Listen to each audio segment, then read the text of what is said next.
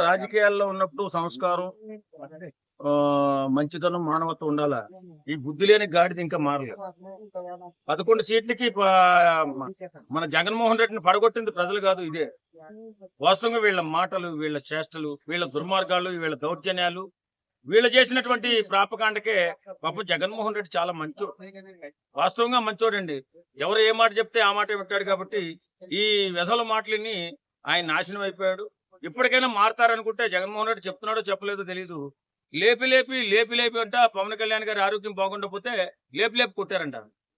ఆరోగ్యం బాగున్నప్పుడు కూడా ఇవి లేపిందేమో నాకైతే అర్థం కాదు. కానీ ఏదేమైనా మనం మాట్లాడేటప్పుడు ఎదుట ఒక మాట అంటే 4 మాటలు వస్తాయని ఆలోచన చేయాలి. ఈవేళ విజయ్ గారి గెలుపు మా సినిమా ఇండస్ట్రీ గెలుపు అనుకుని భావిస్తున్నారు అందరూ కూడా. వాళ్ళందరూ కూడా విజయ్కి అందరూ కూడా శుభాకాంక్షలు చెప్పుకుంటూ జై జయధ్వనాలు పలుకుతుంటే, ఏ పనికిమాలిన ఆడది రోజా ఏం మాట్లాడుతుందండి? ఎవడో అవలేగాడు అడిగిన ప్రశ్నకి పవన్ కళ్యాణ్ గారి ఆరోగ్యం బాగోపోతే దాన్ని కూడా హేళన చేస్తూ మాట్లాడుతూ లేపు లేపు తంతున్నారంట. బుద్ధి లేని గాడిదా, బుర్ర బుద్ధి ఉందే.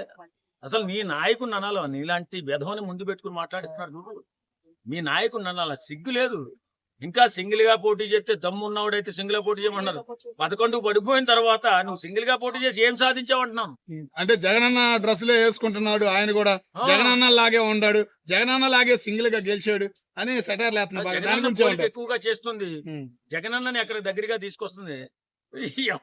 అసలు సిగ్గన్నా ప్రియమైన ఎవరన్నా ఏమన్నా చెప్పుకుంటారు, ఏమన్నా అనుకుంటారు అనేటటువంటి ఆలోచన లేదు. మనిషిగా పుట్టిందా లేదా, మానవత్వం ఉందా లేదా కానీ చాలా మంది అనుకుంటున్నారు. జగనన్నకి విజయ్కి ఏదైనా పోలిక ఉందండి? అసలు ఎందులో అయినా పోలికుందా? ఆయన సింగిల్ గా పోటీ చేసి అన్నాడు, ఈయన సింగిల్ గా పోటీ చేసి పోటీ చేసి నాశనం అయిపోయినాడేమో జగన్మోహన్ రెడ్డి, పోటీ చేసి పతనం అయిపోయినాడు జగన్మోహన్ రెడ్డి, పోటీ చేసి అత్యధిక సీట్లు గెలుచుకున్నవాడు విజయ్. కానీ సింహం సింగిల్ గా వచ్చింది కదా, మరి సింగిల్ గా ప్రభుత్వాన్ని ఎందుకు ఏర్పాటు చేయలేదు? మళ్ళీ నలుగురిని ఎందుకు కలుపుకున్నాడు? ఒరే బుద్ధి లేని గాడిదిల్లారా, మీరు మాట్లాడేటప్పుడు ఎక్కడైనా రాజకీయాల్లో పొత్తులు ఉంటాయి, ఎత్తులు ఉంటాయి, చిత్తులు ఉంటాయి. కాబట్టి మీరు మాట్లాడేటప్పుడు ఒకరిని హేళన చేసి మాట్లాడేటప్పుడు ఇంకా జాగ్రత్తగా మాట్లాడాలి. ఇప్పుడు నువ్వు మాట్లాడవు జగన్ లాగానే, జగన్ లాగా అతను పడిపోలేదు 11కి. జగన్ అంటే 11 పడిపోయాడు, పడగొట్టారు, తొక్కి నేల రాసేశారు ప్రజలు.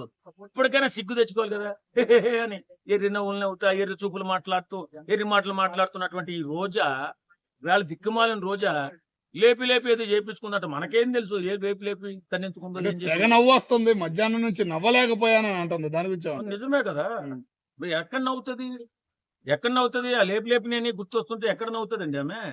నిజంగా రాజకీయాలంటే ఒక దైవానికి సేవ చేసినంత హ్యాపీగా ఫీల్ అయ్యేవారు రాజకీయ నాయకులు. ఈవేళ ఈ వైఎస్ఆర్ కాంగ్రెస్ పార్టీ వచ్చిన తర్వాత రాజకీయాలు భ్రష్టు పట్టుకుపోయి మానవత్వం మంట కలిసిపోయింది.